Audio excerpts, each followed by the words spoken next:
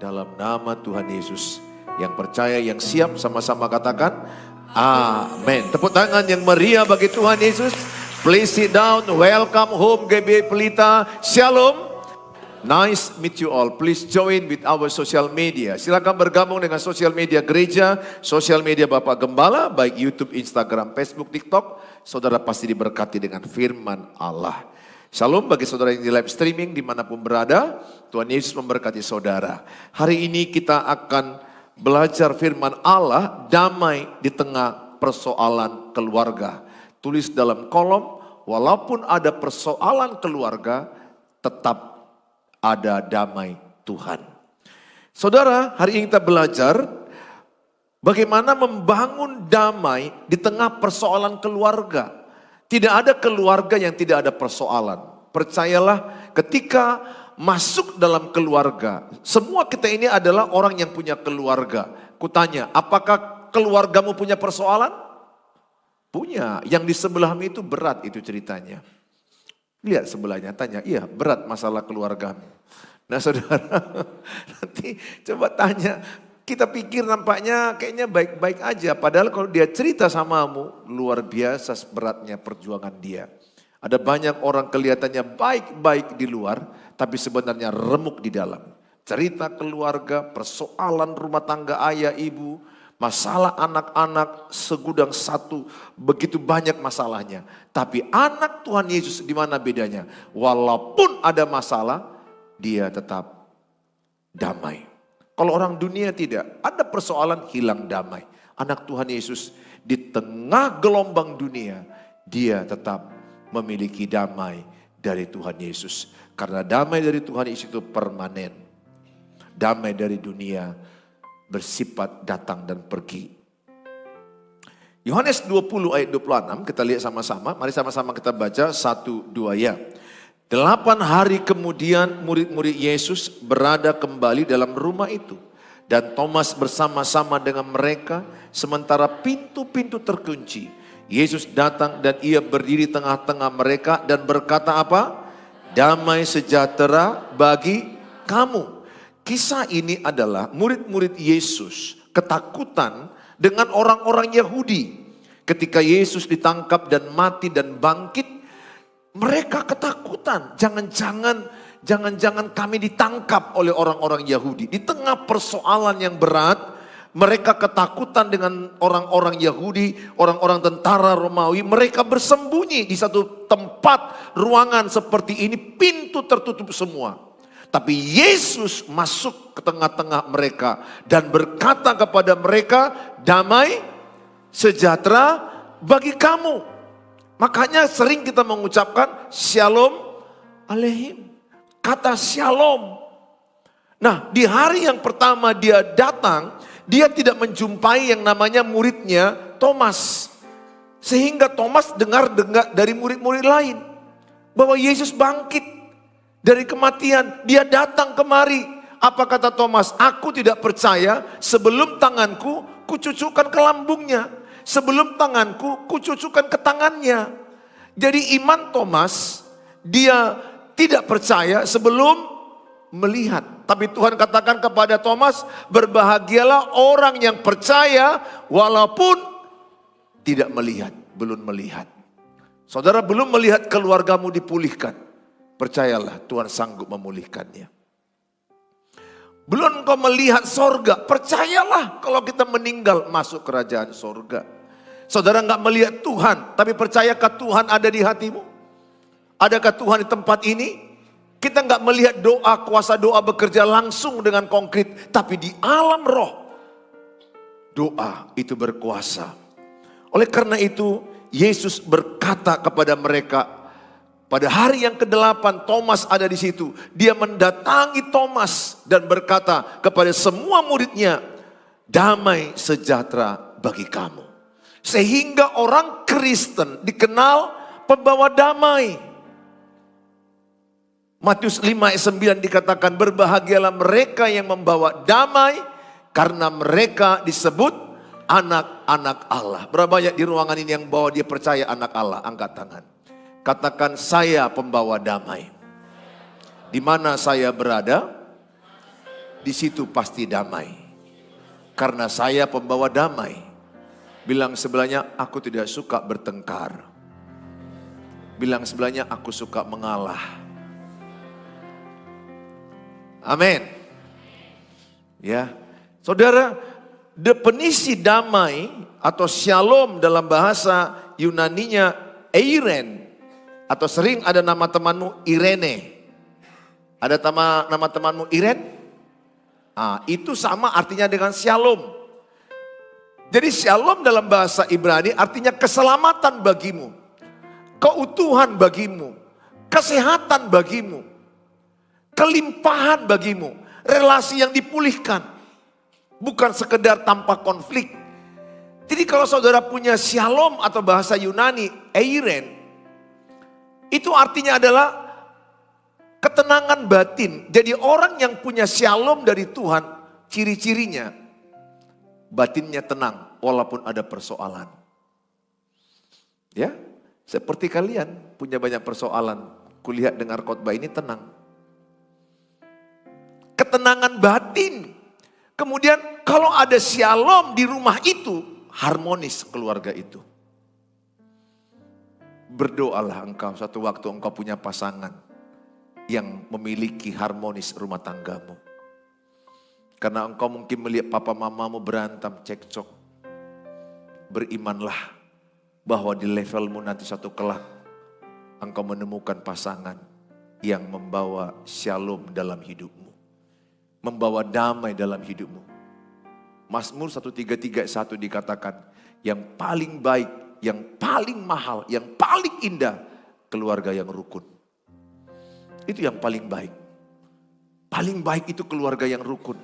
Makanya kalau engkau dalam pacaran aja suka cekcok, suka bertengkar waktu pacaran, itu pertanda tidak dari Tuhan. Ya, perhatikan baik. Bukan tidak boleh cekcok waktu pacaran. Tapi setiap jumpa marah. Setiap jumpa asam lambung naik.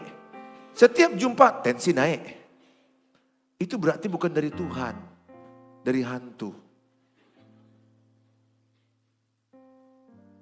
Ya, hati-hati. Ingat ya, masa pacaranmu 3 tahun, pernikahanmu 50 tahun, 60 tahun. Secara umum begitu. Sehingga apa? Hati-hati. Waspada. Bukan berarti kau jumpai orang sempurna gak boleh cekcok. Pasti ada cekcoknya. Pasti ada yang namanya perbedaan pendapat. Tapi gak sampai marah-marahan. Sampai pukul meja. Bentak-bentakan. Apalagi kalau pacaran udah main fisik. Jangan teruskan. Apalagi kalau udah matamu diginikan. Diam gak kau? Pacaran aja udah dibegitukan dirimu dan berani kau meneruskan. Engkau membunuh dirimu sendiri dalam pernikahan. Sarangeo. Aku hanya mau kau tidak jadi korban. Semua juga bapak, aku kan di sini bapak rohani. Kepingin melihatmu bahagia dalam pernikahan. Bukan karena kaya kau bahagia. Apalagi karena tampan si lamhot. Percaya saya katakan Amsal 31 ayat 30, kecantikan adalah kebohongan. Ketampanan adalah kebohongan. Kemolekan adalah sia-sia. Carilah yang takut akan Tuhan. Ini serius bagimu. Karena banyak orang sudah mengalami korban. Karena dia tidak memilih yang dari Tuhan. Ingat, yang memilih itu engkau, bukan Tuhan. Tuhan memberikan pertemanan di antara teman-teman dekatmu, circlemu. Engkau yang memilih dan engkau harus buka mata. Selebar-lebarnya, buka telinga selebar-lebarnya. Siapa ini? Cocokkah ini kawan sekamarku 60 tahun? Bayangkanlah kau 60 tahun. Sementara waktu pacaran asal jumpa darah tinggi. Lihat zaman sekarang. Anak-anak gak nyaman bicara dengan ayah ibunya. Dia nyaman bicara dengan orang lain. Kalau dengan orang lain, banyak dirimu nyambung. Pulang ke rumah sama bapak mama, nggak nyambung. Lebih parah lagi, banyak suami-suami nyambung dengan istri orang lain. Jumpa dengan istrinya, nggak ada suara, nggak ngomong, bisu.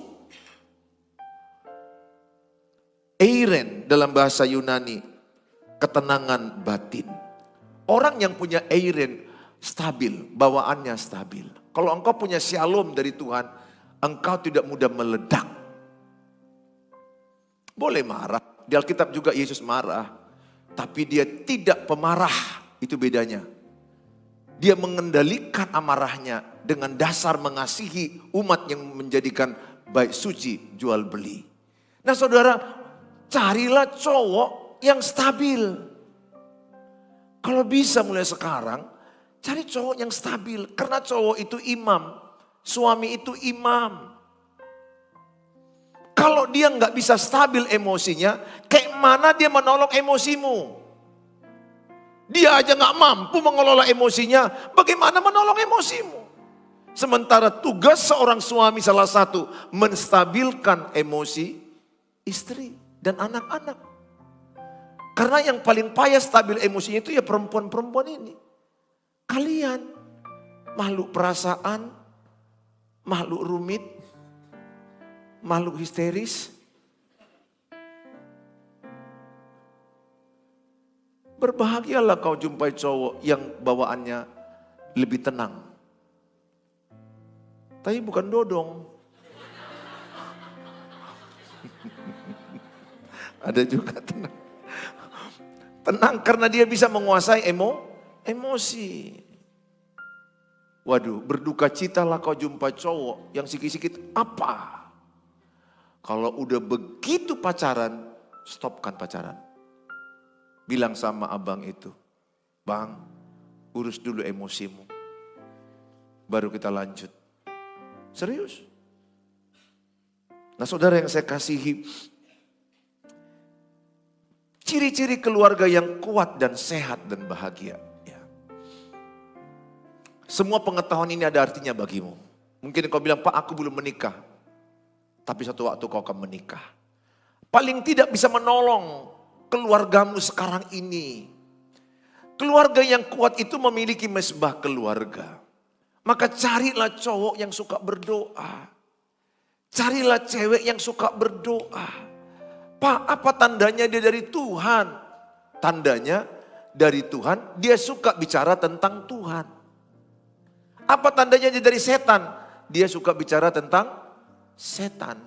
Dan kalau kau jumpa dia, kau kesetanan.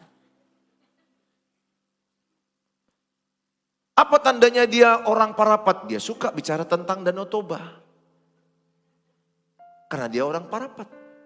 Apa tandanya dia dari sorga? Dia suka bicara hal-hal sorgawi. Kan gampang. Dari perkataannya kau kenal dia.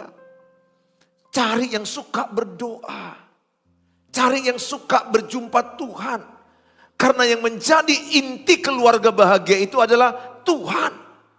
Tuhan adalah pusat keluarga.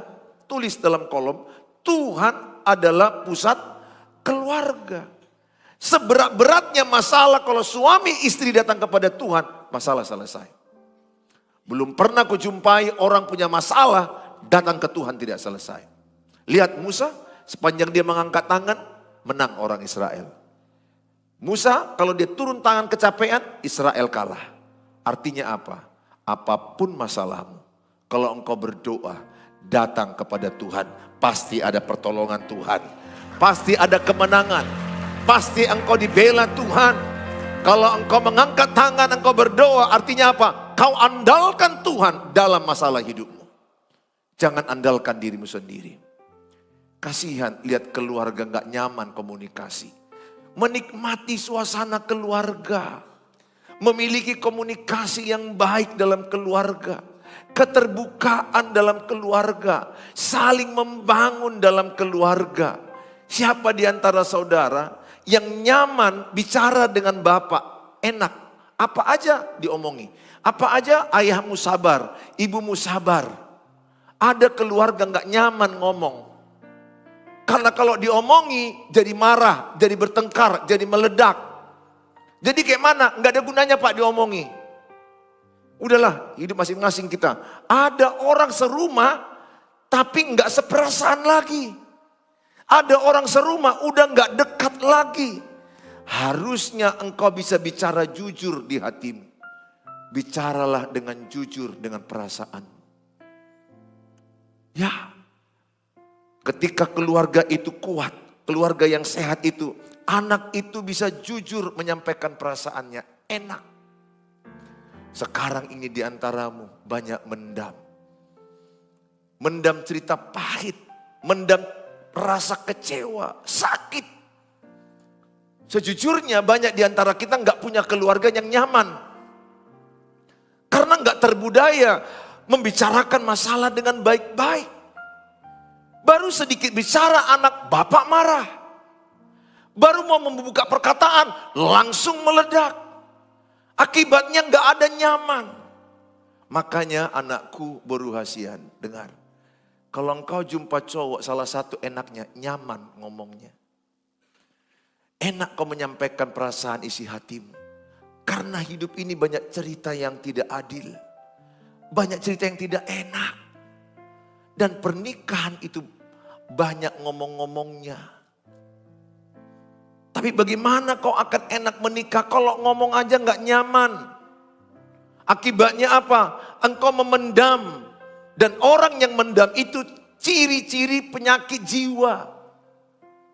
Orang yang suka memendam di hatinya, lama-lama tekanan mental. Siapakah yang didengar oleh suaminya? Istrinya.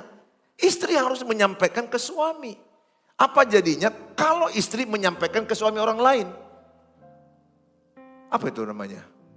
Istri curhat dengan suami orang lain. Selingkuh. Langkah selingkuh itu apa? Nyaman bicara dengan suami orang lain.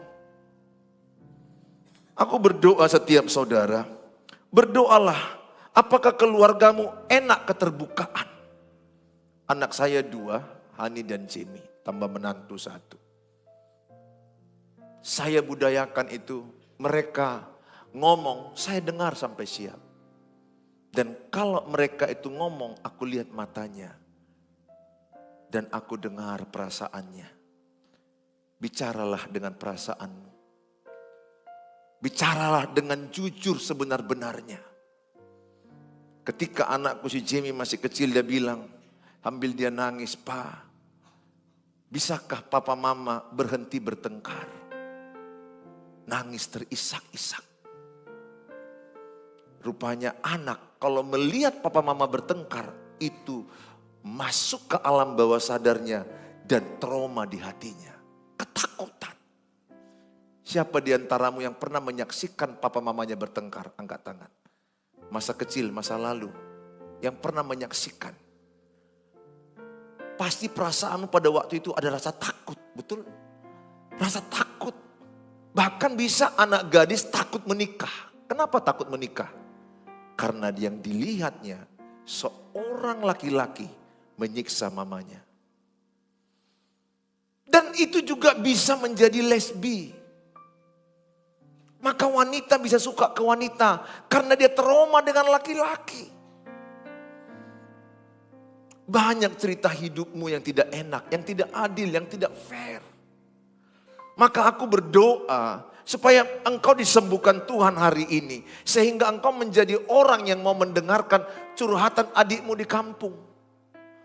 Mana tahu kau punya kakak, adik, anak, orang tua juga mau didengar. Saudara yang saya kasihi,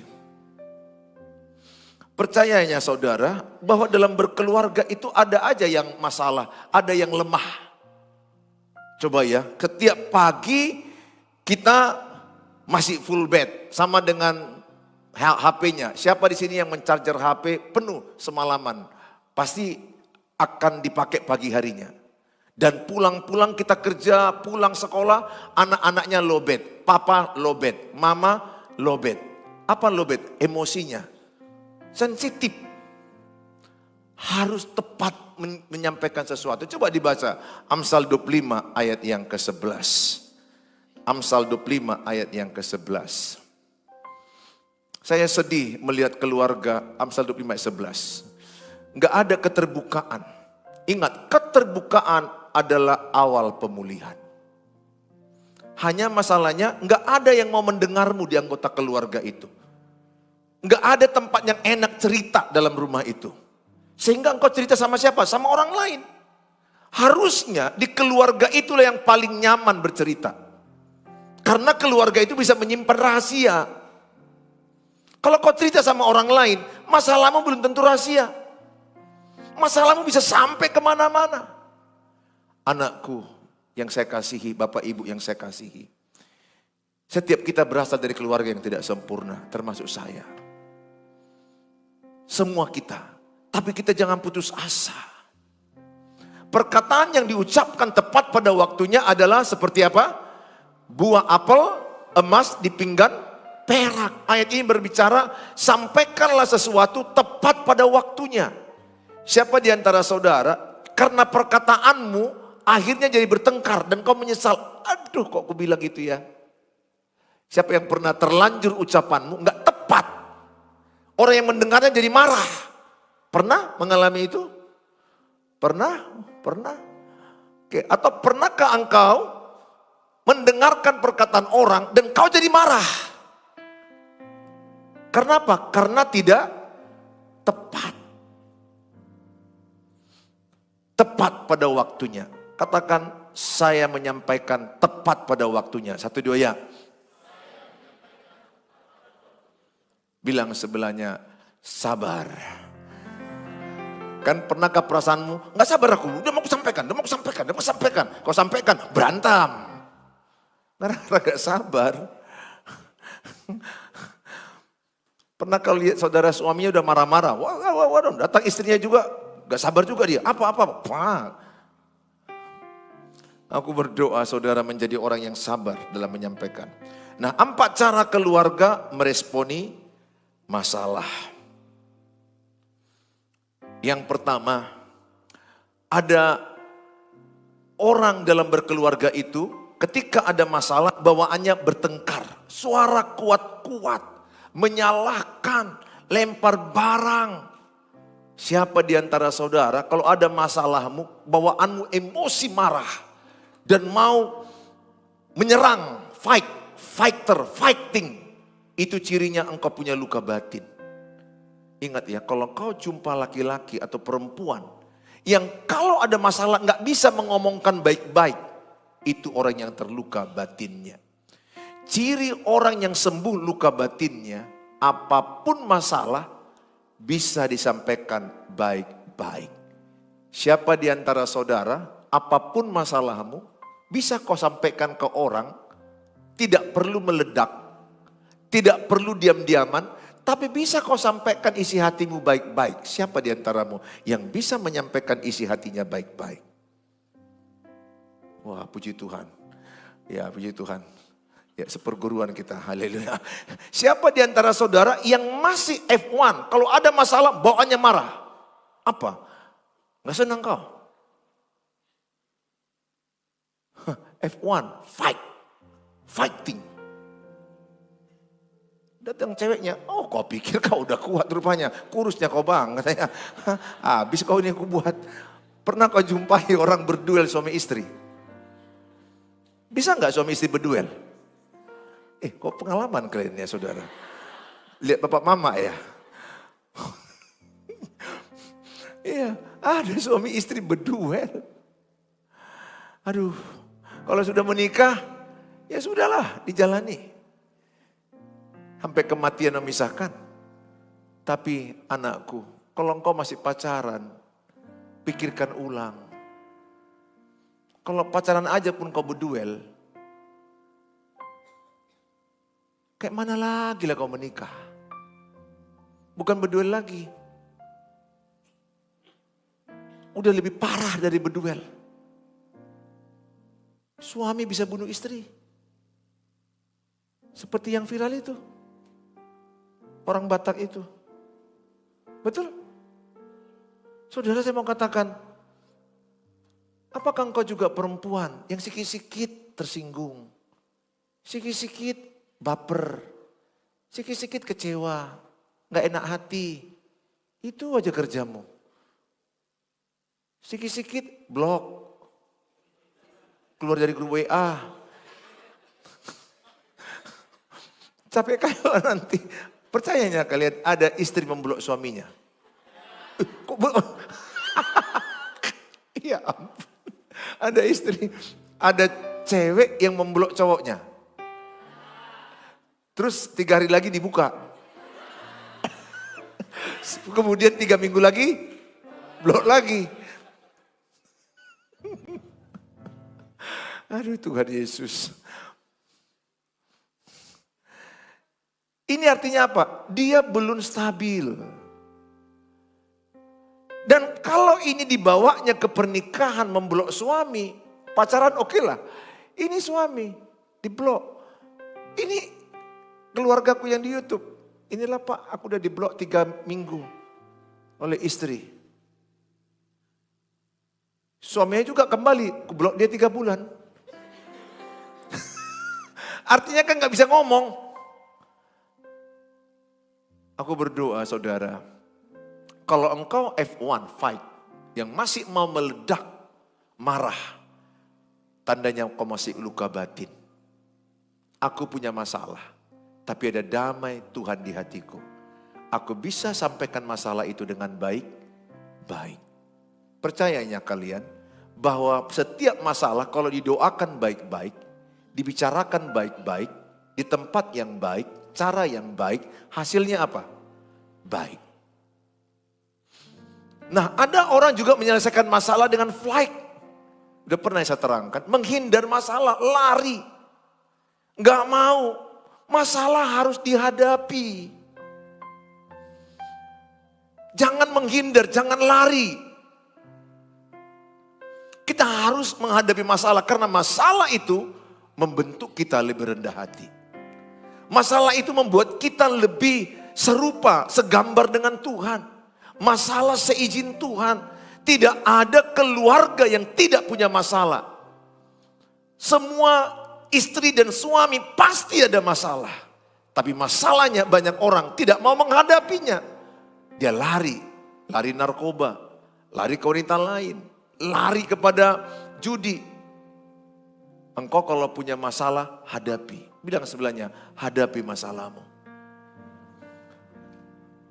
Hadapi. Seberat apa masalahmu? Percayalah, Allah turut bekerja mendatangkan kebaikan bagi orang yang mengasihi Dia. Tidak ada masalah tanpa seizin Tuhan. Hadapi, jangan lari. Jangan lari. Yang ketiga, ada orang menghadapi masalah keluarga udah beku, mati rasa, freeze. Asal katanya ini freezer, kulkas, beku. Udah capek lihat dia. Adakah di antaramu yang sudah capek lihat orang tuamu? Berantem terus. Engkau capek melihat pasanganmu. Ada suami yang capek lihat istrinya. Freeze, kenapa? Ada anak-anak yang capek melihat ayah ibunya. Ingat, orang yang bertengkar itu orang sombong. Amsal 13 ayat 10. Kalau engkau masih mau bertengkar karena engkau punya kesombongan. Keangkuhan hanya menimbulkan pertengkaran. Anak Tuhan Yesus tidak mau bertengkar. Camkan hatimu bahwa engkau anak Tuhan Yesus tidak mau bertengkar. Kalaupun ada orang yang memancing pertengkaranmu, ingatkan dirimu, aku anak Tuhan, pembawa damai. Gak perlu engkau meresponi semua pendapat orang tentang dirimu. Kalau orang udah gak suka samamu, sebaik apapun kau buat, dia tetap negatif samamu. Engkau tidak perlu membuktikan dirimu sama orang yang gak suka samamu. Engkau tidak perlu validasi eksternal untuk membuat engkau tenang dan damai. Engkau tidak butuh pengakuan dan pujian orang. Yang kau butuhkan, kau utuh dalam Kristus. Perkataan orang lebih cenderung menjatuhkan.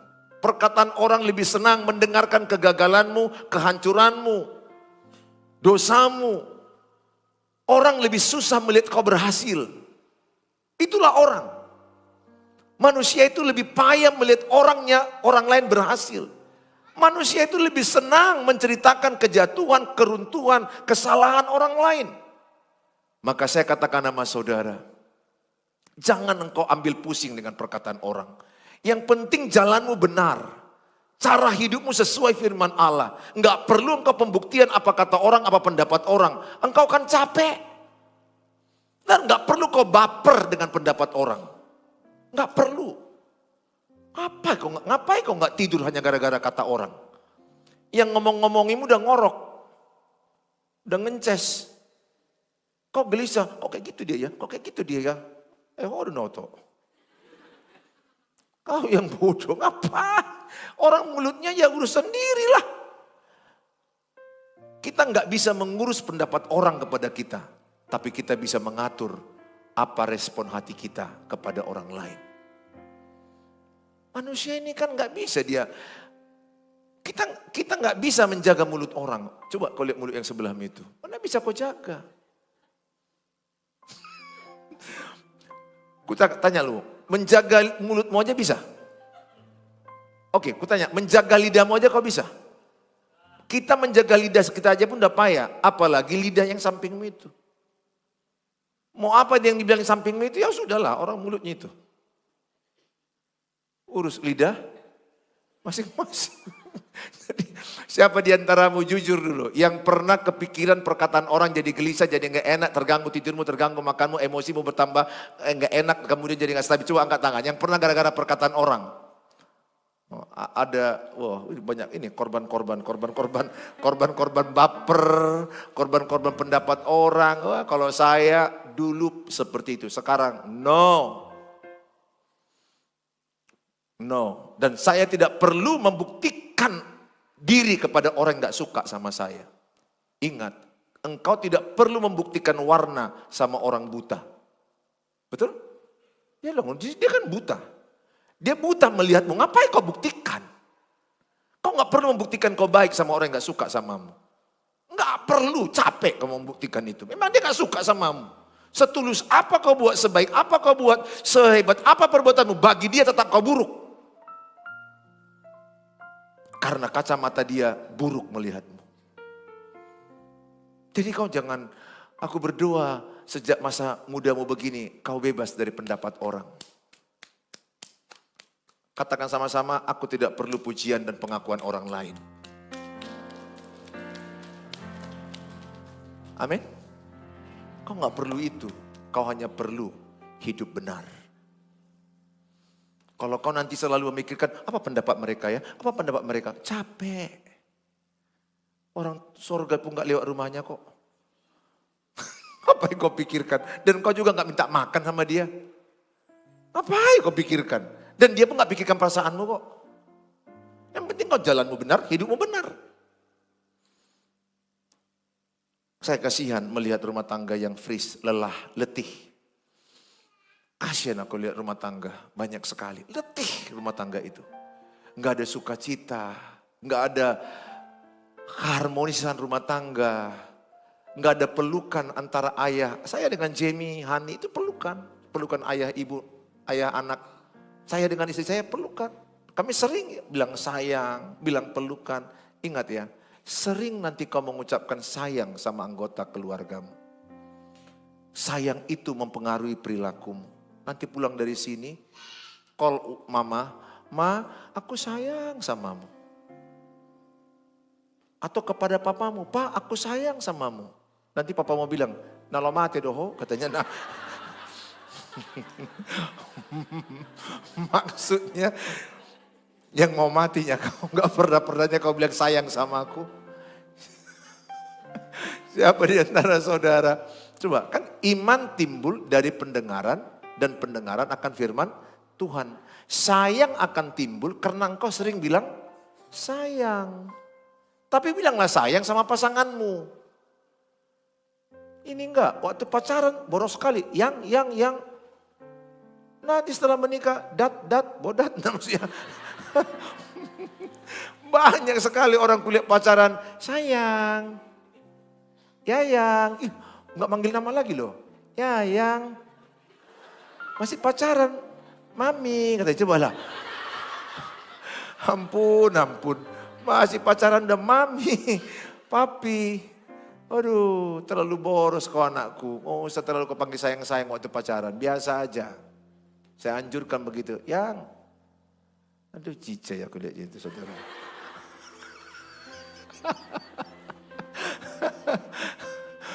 Kalau udah menikah bolehlah sayang. Ini enggak, banyak orang mungkin rupanya sayur katanya. Nah.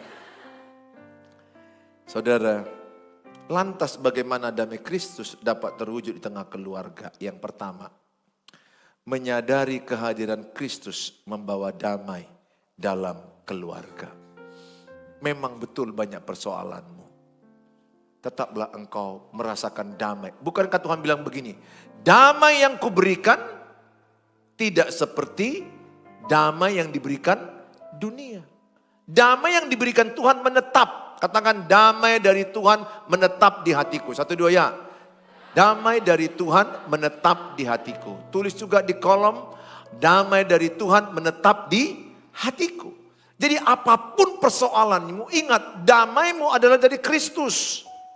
Saudara, baca di Alkitab. Efesus 2 ayat 14. Efesus 2 ayat 14 sama-sama. Karena dialah damai sejahtera kita. Siapa itu dia? Tuhan. Katakan Tuhan Yesuslah damai sejahteraku. 1, 2 ya.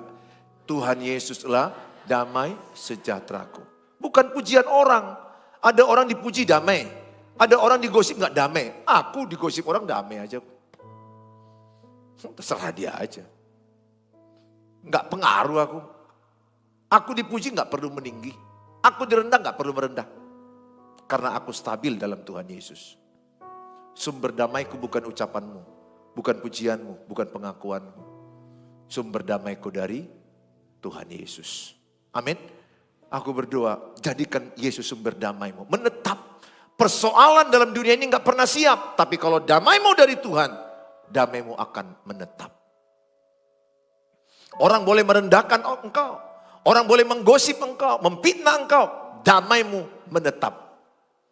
Engkau orang yang stabil. Engkau gak mudah bereaksi. Apa yang terjadi di luar kau tidak bisa kendalikan. Tapi apa yang di hatimu bisa kau kendalikan. Yang kedua, damai Kristus menyembuhkan dan mempersatukan relasi.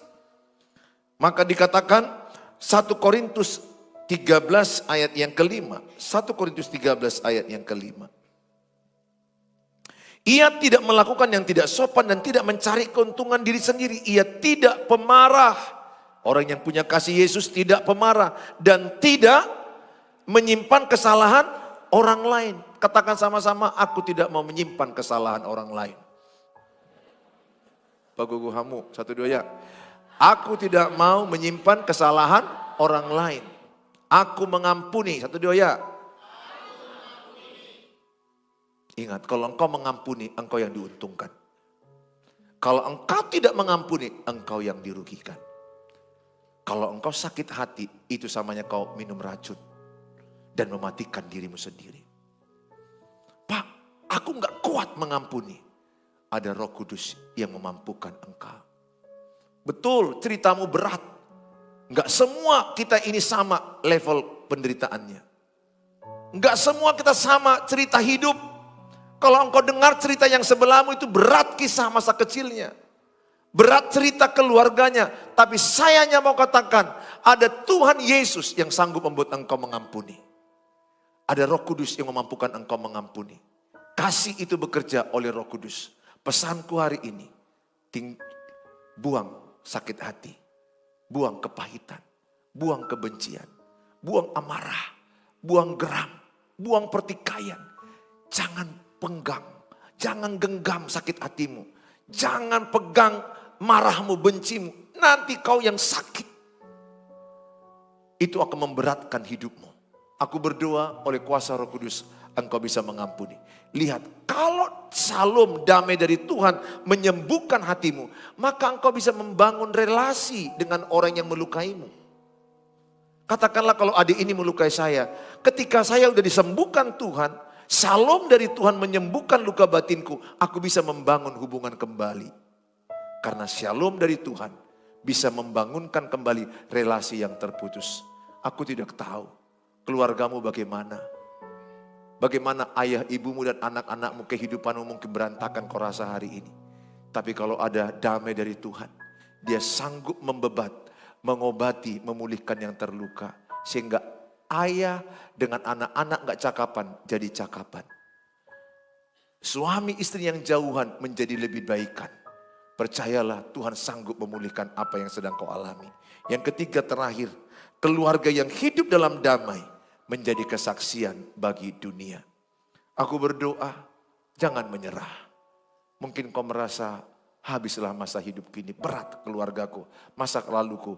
Engkau tidak bisa mengubah masa lalumu, tapi engkau bisa mengubah masa depanmu.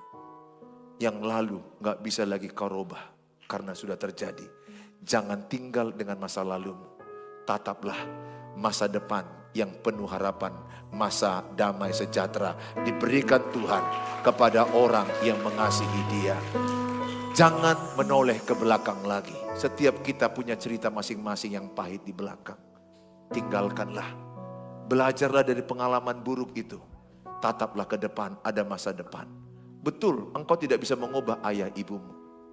Engkau gak bisa mengubah ayah ibumu yang egois, yang bertengkar, atau yang bercerai. Kau gak bisa kembali ke masa lalu itu. Kau tidak bisa memilih siapa ayah dan ibumu. Cerita hidupmu sekarang sudah lahir, sudah besar. Jangan tinggal dengan rasa sakit masa lalumu. Jangan tinggal dengan masa lalumu. Tataplah hari ini bersama Tuhan. Ada harapan baru dari Tuhan.